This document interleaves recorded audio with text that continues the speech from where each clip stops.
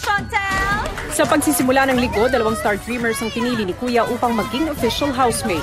Pero bago pa man pumasok sa loob ng bahay, nakilala natin si Chantel sa Camp Star Hunt bilang isang mahusay na mga awit na nagbigay inspirasyon sa mga kasama.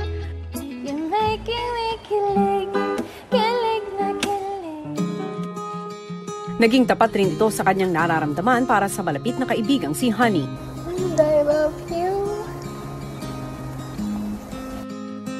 At habang litong-lito sa nararamdaman, nagdesisyon itong manindigan kung ano ang tama.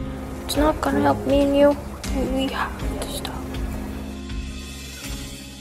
Hinangaan naman natin lahat si Thea sa pagiging positibo at sa pagiging tunay na kaibigan ng lahat. At kahit anong laban ang hinarap ay hindi ito sumuko. 2 malapit na magkaibigan, sabay nangarap at sabay ring nakapasok sa bahay. Ngunit isang malaking pagsubok rin ang sabay nilang kailangang daanan. Kayo ay kailangang maghiwalay. Isa sa inyo ang lalaban para sa mga housemates at ang isa naman ay lalaban para sa Camp Star Hunt.